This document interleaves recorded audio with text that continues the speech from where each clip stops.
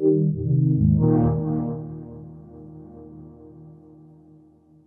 you working with companies like Epic Games and others that have engines out there already? Absolutely. So we have a Unity plugin already available. We have an Unreal plugin in development that's going to be ready this month. And there's a couple of other engines that we haven't announced yet. Actually, Hero Engine we also announced. That's like Star Wars: The Old Republic, right?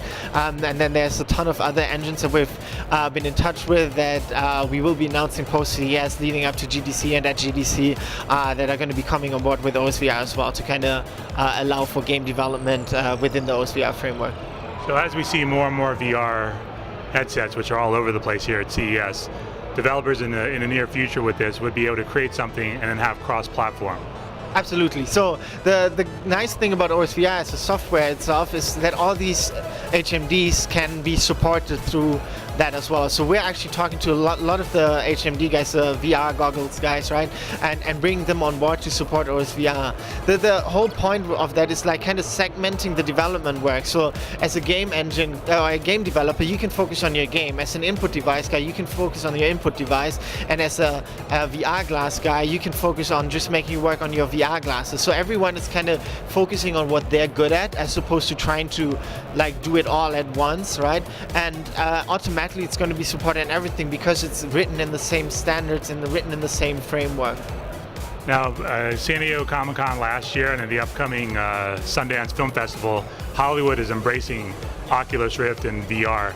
What opportunities do you see with this for that Hollywood development studio, Hollywood audience? Right. I mean, ultimately, while we focus on gaming, that's because that's kind of our home turf. OSVR is kind of usable for everything. So what the work that we're doing right now can be used for military applications, for medical applications, but also entertainment. So actually, we're talking to a couple of interesting companies in the entertainment business already, and so you like looking at music or video, Hollywood, that kind of stuff, movies, entertainment, just generally, it's just not been on our priority list, like, because for us gaming, like, we're focused on the gaming experience, but we do want to make sure that OSVR is adapted across the entire virtual reality space.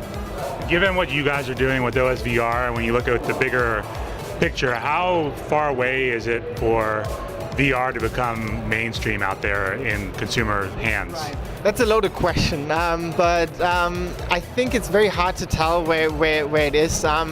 Depending on who you ask, you get answers from like it's going to happen like within the next 3 months to within the next 5 years.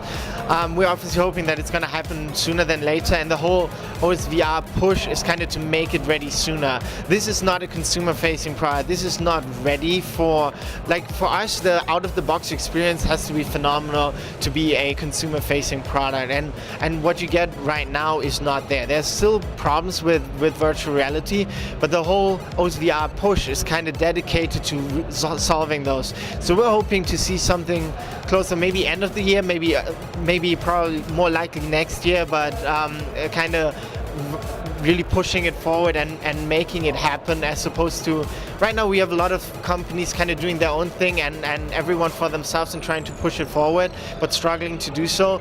And rather than having that and still waiting for another 5 years, we want to consolidate the efforts and actually make it happen, well, rather now than in 5 years.